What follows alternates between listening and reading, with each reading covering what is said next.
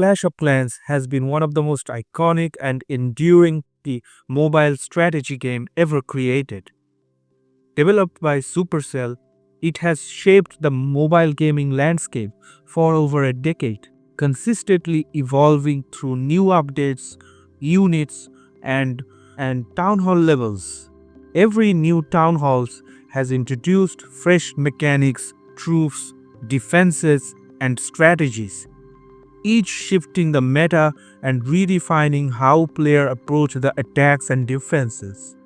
But among all the different town halls, from the early simple stages like Town Hall 3 to massive complexity of Town Hall 17, one that stands out as a perfect balance in Clash of Clans is the Town Hall 11. Town Hall 11 represents a turning point in the game where Supercell has managed to balance the innovation with simplicity, progression with accessibility, and strategies with fun.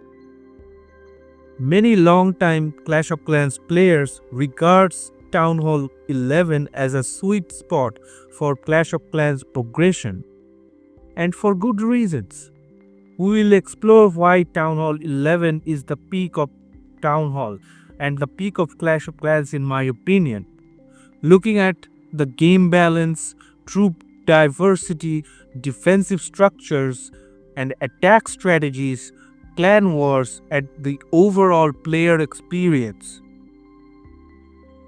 Perhaps the greatest reason Town Hall 11 feels like the peak of Clash of Clans is the introduction of Grand Warden, the third hero in the game. Before Town Hall 11, players often relied on Barbarian Kings and Archer Queens. These two heroes are powerful, but Warden has completely transformed the attack that were planned and executed. The Warden's aura boosted nearly all the troops, making mass armies significantly stronger when grouped together. And more importantly, his Eternal Tome abilities allows the troops to become invincible for a short period of time. This single mechanics gave the players the ability to counter devastating defenses, weapons, and time their attacks with precision. For the first time, the skill ceiling of Clash of Clans rose dramatically. Not that Town Hall 9 and 10 were not that higher skill ceiling, but in Town Hall 11, it reached a new height that it has never risen before. A poorly timed Warden ability can doom an attack, while a perfectly timed Tome can easily guarantee a 3-star in wars. This balance of risk and reward has elevated Clash of Clans to a new level of strategic depth. Unlike later heroes such as Royal Champions, and the Grand Warden wasn't overpowered or unfair either. Grand Warden was transformative, but not broken, making him one of the most beloved entries in Clash of Clans history. Town Hall 11 also has the perfect mix of troops. Player unlocks diverse but manageable range of troops. By this stage, most iconic Clash of Clans units are dragons, balloons, lava hound, bowlers, witches, miners, and the most powerful electro dragons. This makes Town Hall 11 special that no single troops or army completely dominate the meta. Even though Electro Dragons certainly dominate some of the meta, it still falls short if the base were good, if the base were spread out. For example, Lava Loon strategies are highly viable, testing base designs and air defense placements. Bowler Witch Spam provides a powerful ground-based options that can shred unprepared bases. Miner and Queen's Walk combination allows for a surgical and precise attacks. And last but not least, Electro Dragons provide a high risk, high reward alternatives for mass destructions. The balance between air and ground strategies makes the Town Hall 11 so much more versatile. Players this level cannot rely on one strategies. They must adapt and defend and makes a powerful base layout, defenders upgrades, and the context of the battle. Unlike the later town halls where the power creeps favors certain armies, Town Hall 11 still feels elegant, simple, but also balanced and skill driven. On the defensive side, Town Hall 11 introduced one of the most iconic and feared weapons in Clash of Clans history, the Eagle Artillery. Unlike cannons, archer towers, or even infernos, Eagle Artillery has a psychological effect on players. Its abilities to deal massive splash damage across the battlefields added a whole new layer of strategies.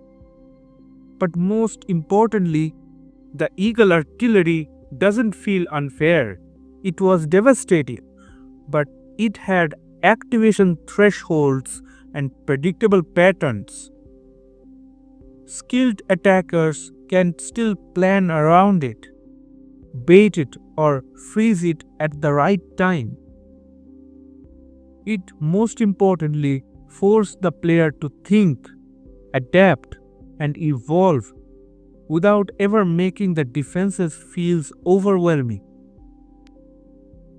At Town Hall 11, defenses are deadly enough to challenge the attackers, but not so overwhelming that the 3-starring becomes impossible.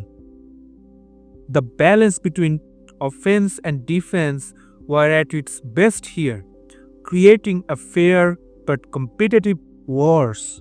Town Hall 11 also coincided with the golden age of Clash of Clans clan wars. With the addition of Grand Warden, more troops and new defenses, war strategies at this level has become incredibly diverse. For the first time, wars weren't decided by spam alone, but by precise planning, base scouting, and timing. Many of the most famous Clash of Clans YouTubers and competitive players built their reputation during the Town Hall 11 era. It was a perfect age for competitive wars because 3-starring was possible but not guaranteed. Base builders could defend creatively against both the air and ground strategies. The attackers had to master many multiple army compositions. The balance of creativity, skill, and execution makes Town Hall 11 some of the most exciting in the Clash of Clans history. Even today, many players nostalgically look back at Town Hall 11 at the height of this game's popularity. Another underrated reason why Town Hall 11 feels like the peak of Clash of Clans is its progression system. At the later town halls, upgrade times and cost become extremely long and daunting. For casual players, this often leads to frustrations and burnout. But Town Hall 11 struck a perfect spot, a sweet spot if you may. Upgrades were challenging enough to feel rewarding, but not so extreme that it became unmanageable. The time is not that long.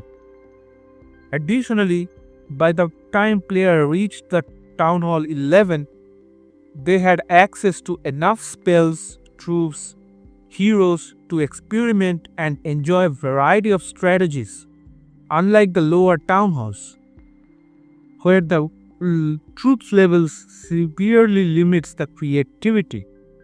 Town Hall 11 gave the players the freedom and without overwhelming them with too much strategies.